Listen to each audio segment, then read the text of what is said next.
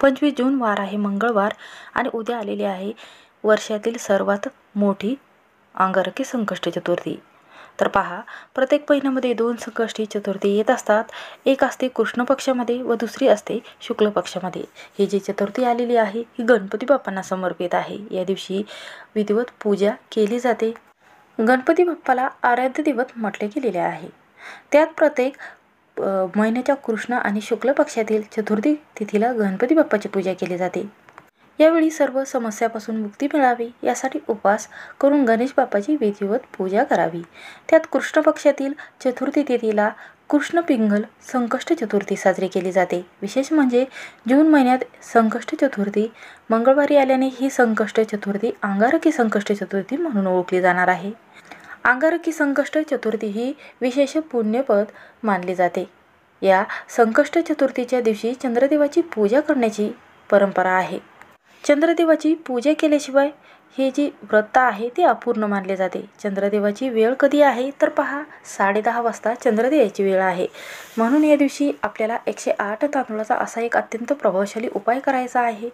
मुलांसाठी करायचा आहे आणि त्यांच्या उज्ज्वल भविष्यासाठी, त्याचबरोबर त्यांच्या बुद्धीमध्ये जी बुद्धी आहे ती तरळ चालावी व त्यांची यशप्राप्ती व्हावी म्हणून हा उपाय आपल्याला करायचा आहे। उपाय कसा करायचा आहे चला तर जाणून घेऊया। व्हिडिओमध्ये नवीन असाल तर नक्की सबस्क्राईब करायला विसरू नका। तर पहा, मंगळवार आलेली ही संकष्ट चतुर्थी हिला अंगारकी चतुर्थी म्हणून ओळखले जाते। अत्यंत शुभ असा दिवस आहे। अत्यंत मोठी अशी अंगारक चतुर्थी आहे। या महिन्यात येणाऱ्या अंगारकी चतुर्थीला संकष्ट चतुर्थी अंगारकी असे म्हणतात।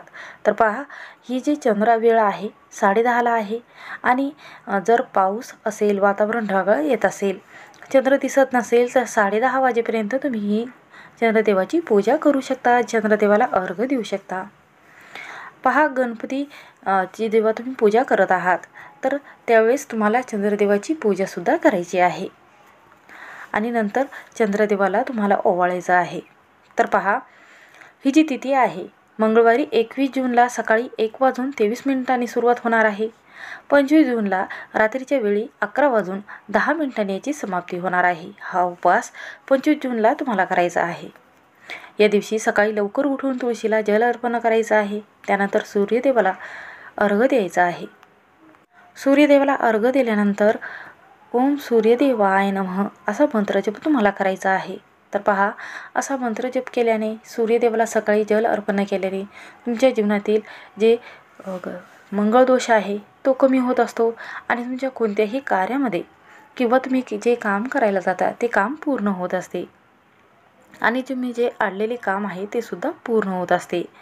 म्हणून तुम्हाला सकाळी आंघोळीच्या पाण्यात गंगाजल, गोमूत्र, काळे तीळ, शेंदूर टाकून आंघोळसुद्धा करायची आहे।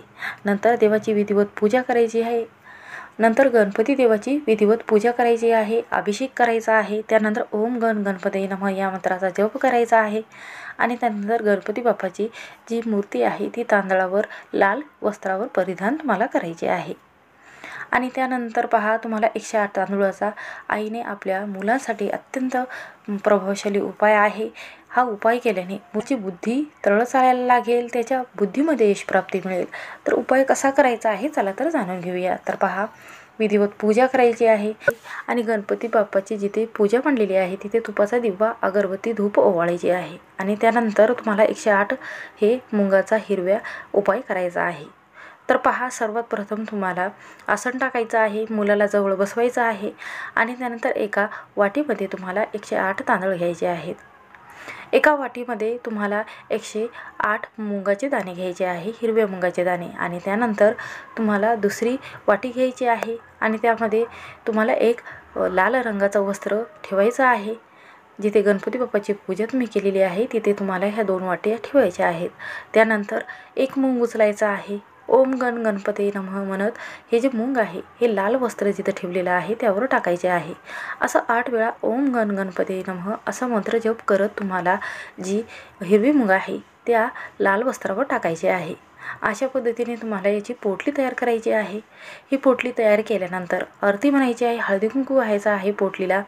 त्यानंतर ही दिवसभर तुम्हाला ज्या दिवशी अंगारकी चतुर्थी आहे त्या दिवशी दिवसभर तुम्हाला देवाजवळ ठेवायची आहे आणि त्यानंतर दुसऱ्या दिवशी उचलायची आहे आणि जिथे मुलगा तुमचा झोपतो त्यांच्या उस्याखाली तुम्हाला ही पोटली ठेवायची आहे.